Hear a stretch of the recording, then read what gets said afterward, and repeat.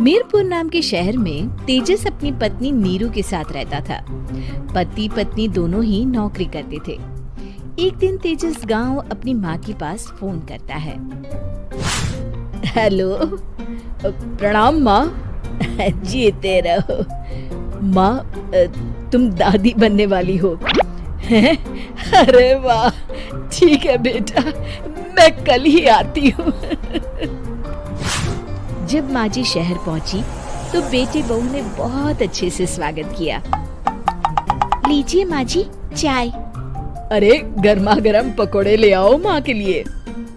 नीरू रसोई में गई और 2 मिनट में ही पकोड़े ले आई। जी ये लीजिए। बहू जादू से बनाए हैं क्या?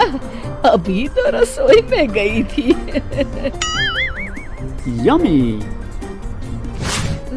माँ जी, शीला रसोई में पकोड़े तल रही है, मैं बस लेकर आई। हे भगवान, मेरा धर्म भ्रष्ट कर दिया तूने। अब तो गंगा जल से शुद्धिकरण करना होगा। दूसरे दिन, माँ जी मैंने नाश्ता बना दिया है, ऑफिस जा रही हूँ।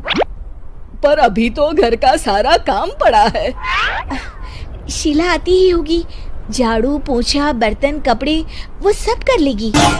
हमारे जमाने में घर का सारा काम हम ही करते थे। जी माँ जी, आप बहुत होशियार हैं, मैं घर ऑफिस दोनों नहीं संभाल पाती। तो जरूरत क्या है घर से बाहर जाकर चाकरी करने की? वैसे भी घर का काम खुद करने से घर में बरकत आती है, समझी? पर माँ जी। पर वर कुछ नहीं, इस महीने की पगार मिले फिर ऑफिस बंद है। हाँ। रात को नीरू तेजस से कहती है, सुनिए जी, माँ जी बोल रही थी कि मैं नौकरी छोड़ दूं।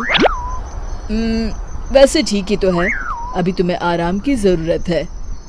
फिर भी आराम कहाँ, शीला को छुड़ाने के लिए बोल रही थी। तो अब 24 घंटे में इतना काम तो कर ही सकती हो। पर जॉब पसंद है मुझे, घर पर मन नहीं लगेगा। अगले दिन जब दोनों ऑफिस के लिए निकल रहे थे, मेरी तो कोई कीमत ही नहीं है इस घर में। माँ जी, आजकल महंगाई बहुत है, रहन सहन भी बदल गया है, दोनों नौकरी करते हैं तभी ठीक रहता है। अच्छा, तू कहना क्या चाहती है? मेरा बेटा तुझे बिठा के खिला नहीं सकता? तू ही इस घर का खर्च चला रही है, हैं? नहीं माँ जी, मेरा वो मतलब नहीं था। मतलब खूब समझती हूँ, ये बाल धूप में सफेद नहीं किए मैंने। हाँ। अब तो ये रोज का काम हो गया था। तेजस भी रोज की झिकझिक से परेशान हो गया था। एक दिन उसने कहा, नीरू, वैसे भी तुम्हें मैटरनिटी लीव मिलने वाली है, तो अभी से ही छुट्टी ले लो। पर क्या, मेरी सैलरी अच्छी खासी है। आखिर नीरू ने रिजाइन कर दिया। जब बच्चा हुआ तो घर में सब बहुत खुश हुए। कुछ दिनों बाद तेजस फाइल देख रहा था।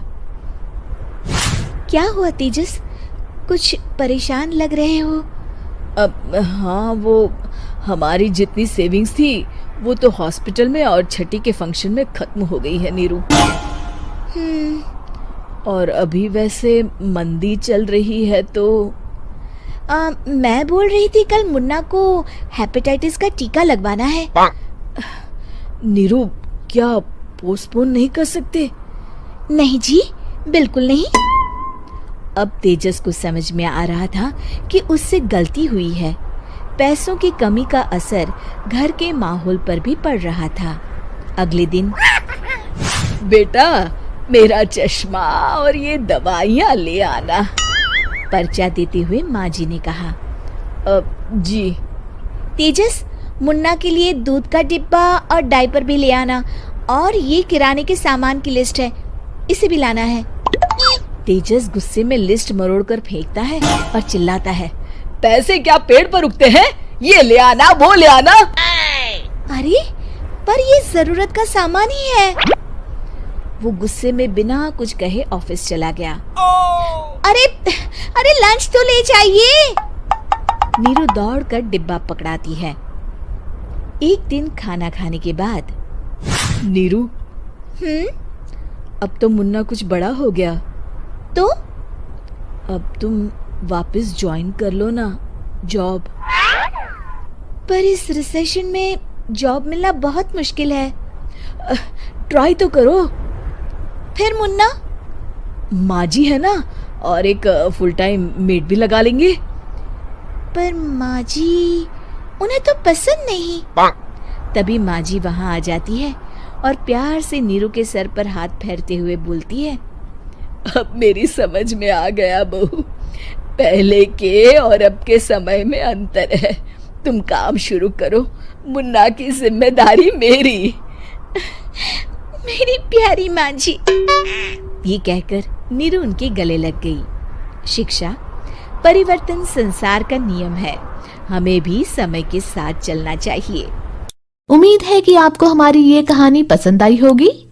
कृपया हमारे चैनल को सब्सक्राइब करें और सभी अपडेट्स के लिए बेल आइकन जरूर क्लिक करें। और हाँ, वीडियो लाइक और शेयर करना मत भूलिएगा। Bye bye.